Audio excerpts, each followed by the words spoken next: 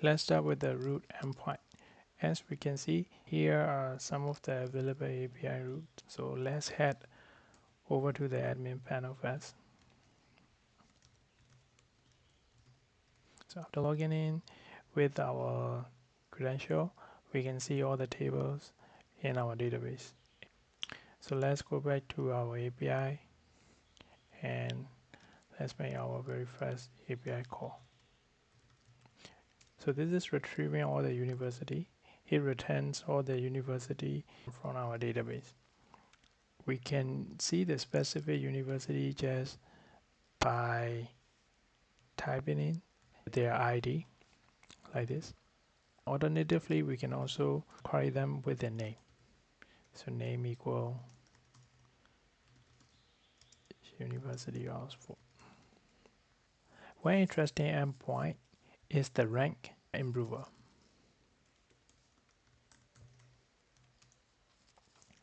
So this returns the university that has moved up in their ranking. So for example, this university here has improved in their rank from 15 to 12.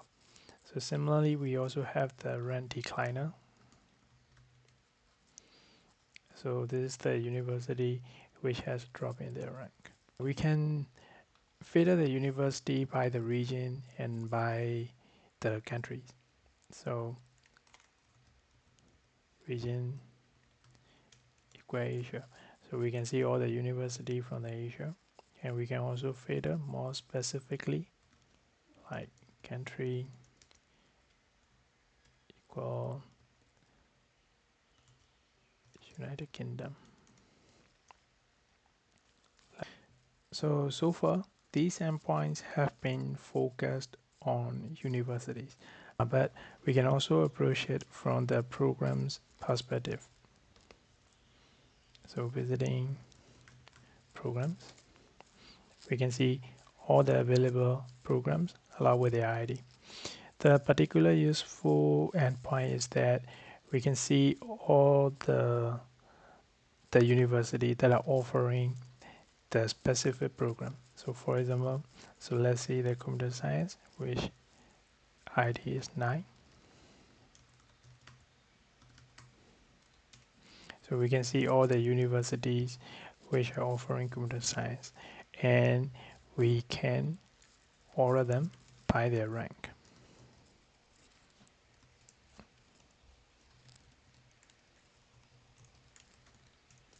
So this is the list which is ordered by their rank.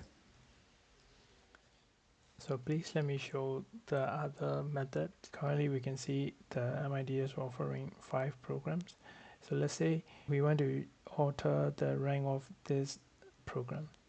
So university programs allow with their ID.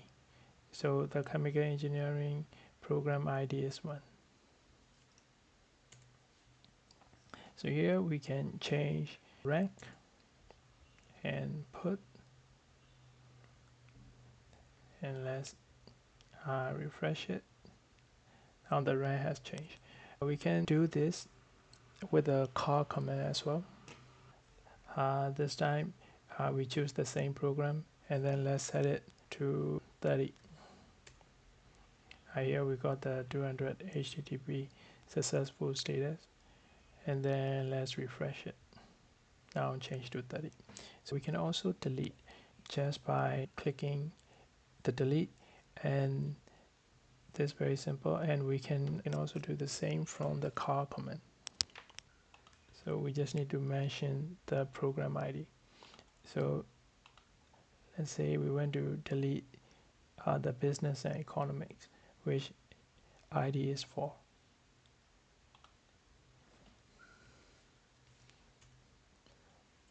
So we got 204 HTTP status. And then we refresh, and business program is already gone. And then the last thing I want to show is adding the new program to the university.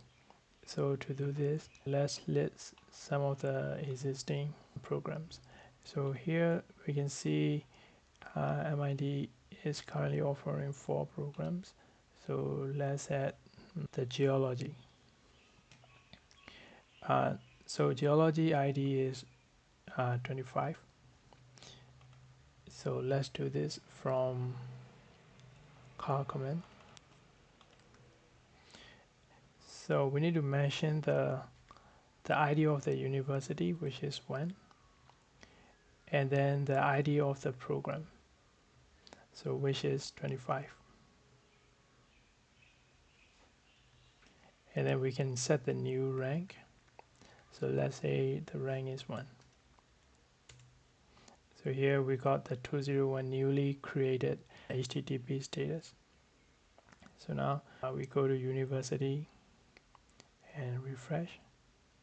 Now here we got the new program with the rank 1. Please let me show you the test cases I've written. First, we check the endpoint that retrieve all the universities. We check the response is correct and the data code is 200. OK. Then we check retrieving the university by their specified ID. We expect the HTTP 200 OK for the valid request, and for the invalid or missing ID, we expect a 404 not found. Then we test adding programs into the university. It creates a links between them in the university program bridge table, which supports the many-to-many relationships. So we check whether the new entry is successfully created with 201 created status. Finally, we check the filtering. So now please let me run the test. And as you can see, all the tests have passed.